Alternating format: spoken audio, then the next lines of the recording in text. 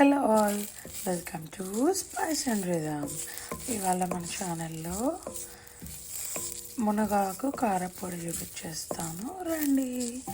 ముందుగా మునగాకుని ఇట్లా బాగా వాష్ చేసేసి ఒక పొడిగుడ్డ వేసుకొని దాని మీద ఇలా ఎండబెట్టేసుకున్నాను. ఇంకా అక్కడక్కడ వాటర్ చుక్కలు ఉన్నాయని చెప్పి ఇట్లా బాండీలో లైట్గా ఫ్రై చేసేసుకుంటున్నాను. ఇలా ఫ్రై చేసేసుకొని పక్కన పెట్టేసుకుందాము. చూడండి, ఇట్లా మొత్తం ఫ్రై అయ్యేదాకా ఉంచేసుకొని పక్కకు పెట్టుకుందాం. ఇప్పుడు అదే ప్యాన్లోకి 2 టేబుల్ స్పూన్స్ ధనియాలు రోస్ట్ చేసేసుకుందాం. రోస్ట్ అయిన వాటిని కూడా పక్కకు పెట్టేసుకుందాం. 2 టేబుల్ స్పూన్స్ శనగలు వేసుకుందాం. ఇవి కూడా ఫ్రై అవ్వనిద్దాం.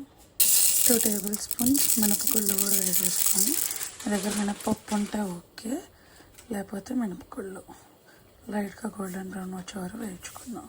కలర్ మారుతున్నప్పుడు 2 టేబుల్ స్పూన్స్ జీరా కూడా వేసేసుకుందాం. మొత్తం కలిపి వేయించేసుకుందాం. వేగిపోయినాయి అన్నప్పుడు ఒక రెమ్మ చింతపండు కూడా వేద్దాం దీనిలోనే. కూడా పక్కకు పెట్టేసుకుందాం. లేదా ఒక 10 రెడ్ చిల్లీస్, 2 గార్లిక్ క్లోవ్స్ వేస్తున్నాం. ఇవి కూడా వేయించుకుందాం.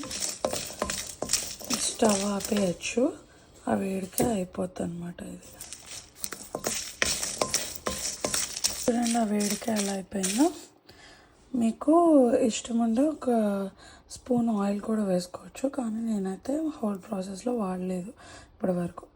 ఇప్పుడు ఈ వేయించి పెట్టుకున్నవన్నీ చల్లారేదాకా వెయిట్ చేసి మిక్సీ పెట్టేసుకుందాం. చల్లారిపోయినవన్నీ మిక్సీ జార్లోకి వేసేసుకుందాం.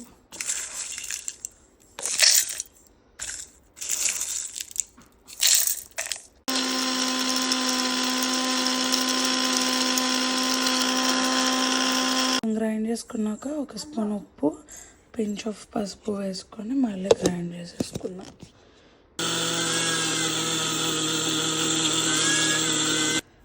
చూడండి ఎంత బ్యూటిఫుల్గా వచ్చిందో. అంతే, దీన్ని ఇట్లా ఎయిర్ టైట్ కంటైనర్లో స్టోర్ చేసి పెట్టేసుకుందాం. వీడియో నచ్చితే like, comment, share and subscribe to Spice and Rhythm. See you tomorrow.